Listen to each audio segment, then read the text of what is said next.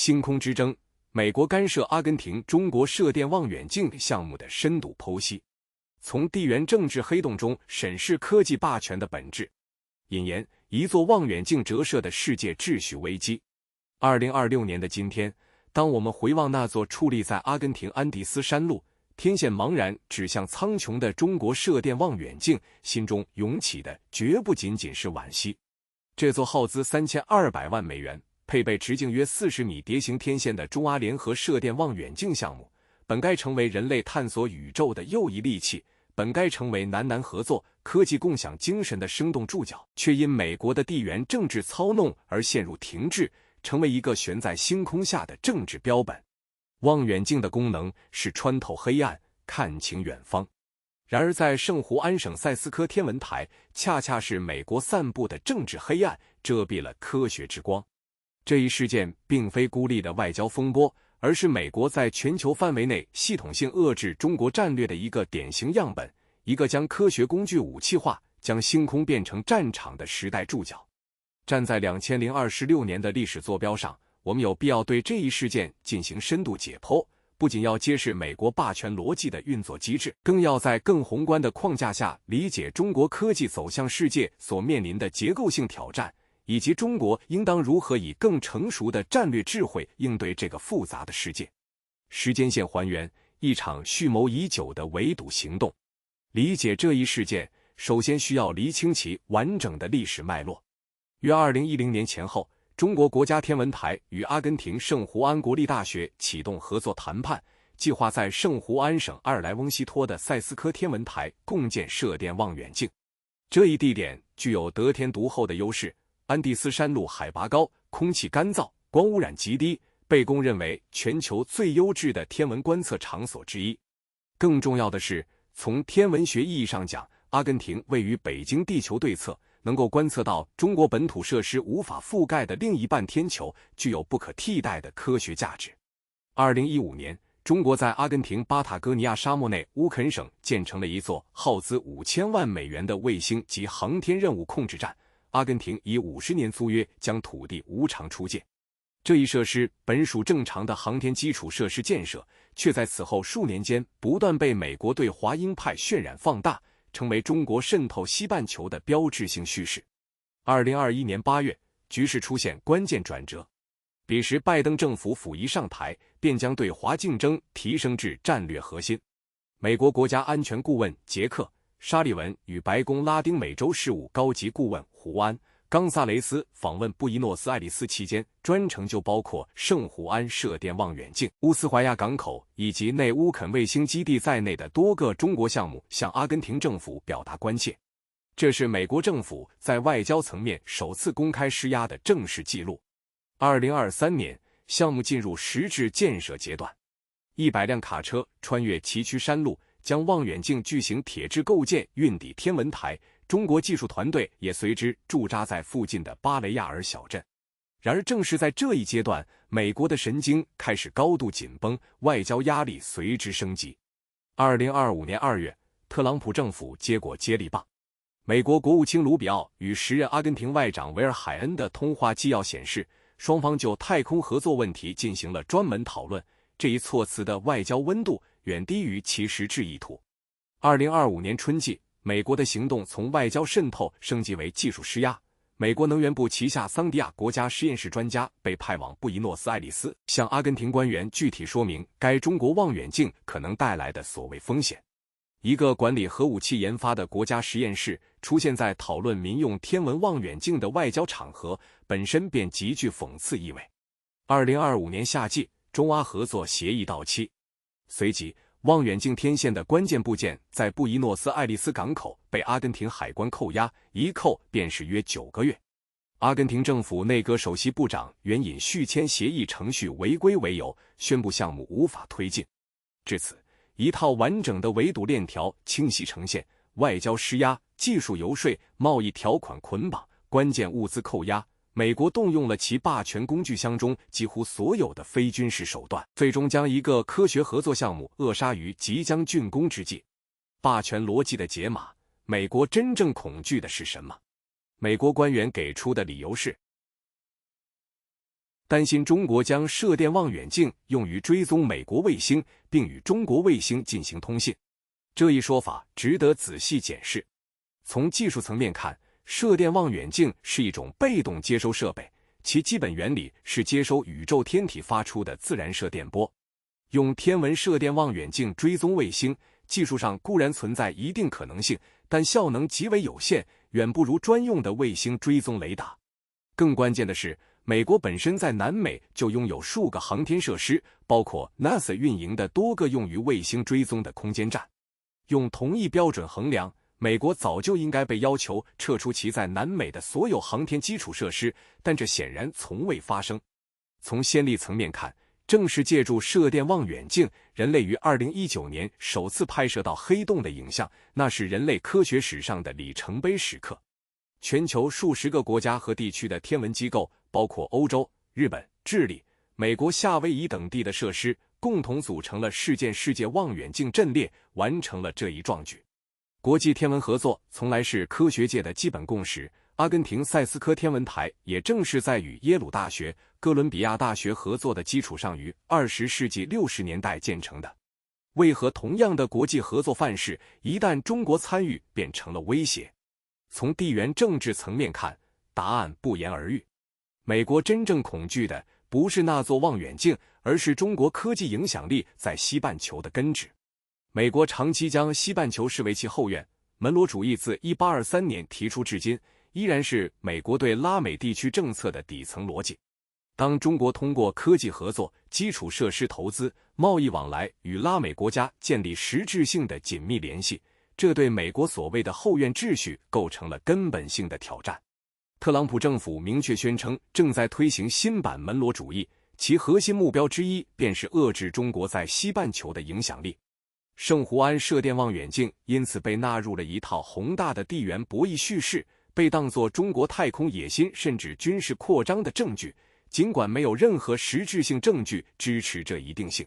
从舆论构建层面看，这套安全威胁叙事的成功依赖于一种假定有罪的逻辑，因为中国是战略竞争对手，所以中国的任何项目都可能具有军事目的，因为可能具有军事目的，所以必须加以阻止。这种循环论证的力量不在于其逻辑严密性，而在于其情绪动员能力。它将正常的科技合作污名化，迫使合作伙伴国在科学与安全之间做出非此即彼的选择。阿根廷的困境，一个小国在大国博弈中的艰难处境。这一事件中，阿根廷的处境值得深思。阿根廷总统米莱是一个有趣的政治符号，他以自由主义、亲美反共的姿态赢得选举，竞选期间对中国持明显敌视态度。然而执政后，现实的力量迅速软化了其立场。阿根廷与中国的经济联系已深度编织进国家运转的基本框架，贸易、基础设施、矿业、金融援助，任何一个环节的断裂都意味着难以承受的代价。同时，特朗普政府为米莱提供了200亿美元的关键经济援助，时间节点恰在阿根廷中期选举之前。这笔钱的政治含义不言而喻，它是对阿根廷配合美国对华政策的隐性奖励，也是未来进一步施压的筹码。于是我们看到了一个夹在大国之间的中等国家的典型困境，它既无力忽视来自最大贸易伙伴中国的经济依存，又无力拒绝来自美国的政治压力与经济诱导。它需要在两个大国之间维持脆弱的平衡，最终选择以一个程序违规的技术性理由终止项目，既给了美国面子，又为自己留有余地。阿根廷内阁首席部长援引续签协议存在程序违规为由叫停项目，同时拒绝对美国外交施压，是否影响了该决定置评。这种处理方式本身就是小国在大国博弈中不得不采取的生存技巧，用模糊性保存主动权，避免彻底得罪任何一方。这种处境并不只属于阿根廷。从智利的阿塔卡马沙漠天文站被叫停，到中国在多个国家的科技合作项目遭遇阻碍，一种系统性的规律正在显现。美国正将其同盟网络和影响力体系转化为压制中国全球科技布局的地缘工具。面对这一压力，许多中小国家选择的都是类似阿根廷的模糊性配合。表面上给出技术性或程序性理由，实质上让步于美国的战略意志。科学共同体的撕裂，当星空不再是人类的公共遗产，在这场政治博弈中，受伤最深的是科学本身。塞斯科天文台的阿根廷天文学家们用一生时间仰望那片未受光污染的纯净星空，他们与中国同行，建立了真诚的学术合作关系，期待着共同完成那座望远镜，共同探索宇宙的奥秘。61岁的天文学家安娜·玛利亚·帕切科用了一个精准的比喻：我们陷进了一个政治黑洞里。黑洞是宇宙中连光都无法逃逸的区域，而政治的黑洞则是连科学理性都无法穿透的地方。国际天文合作有其悠久而珍贵的传统，科学界长期将太空视为人类共同的遗产，视科学知识为属于全人类的公共财富。从20世纪60年代的中苏天文合作、美苏太空竞争中仍保留的科学数据共享，到2019年世界望远镜项目中多国共享数据完成黑洞成像，天文学在人类历史上往往能够超越政治分歧，保持相对的开放性。然而，美国正在系统性地打破这一传统，将中国的民用天文项目定性为安全威胁，用贸易协定条款限制第三国与中国的航天合作，派遣核武器研究机构的专家去游说别国拒绝中国的科学设施。这一系列行动的逻辑指向是，在科学领域也要构建一条针对中国的隔离带，将中国排除在国际科学合作的主流体系之外。这种做法的危害是双重的。其一，它直接损害了科学研究的利益。那座射电望远镜所在地点是世界顶级的天文观测场所，它的停工意味着宝贵科学资源的浪费，意味着人类理解宇宙的速度被人为放缓。其二，它败坏了国际科学合作的生态。当科学工具被政治化，当学术合作被安全审查，当一个国家的科研机构仅仅因为国籍便被视为潜在威胁，整个人类科学共同体的信任基础就被侵蚀了。值得指出的是，美国指责中国的那座望远镜可能追踪美国卫星，但美国自己在阿根廷、智利等地同样拥有射电望远镜和空间站设施。中国驻阿根廷大使馆的声明一针见血地指出这种双重标准，美国也在智利使用射电望远镜，却从未被要求接受同等审查。这种我能用而你不能用的霸权逻辑，在科学界留下的不只是愤怒，更是深深的幻灭感。中国的反思，在更复杂的世界中寻找更成熟的路径。站在2026年的历史节点，面对这一事件，中国有必要进行深刻的战略反思。愤怒和谴责是必要的，但仅有愤怒和谴责是不够的。第一重反思，关于项目叙事的建构。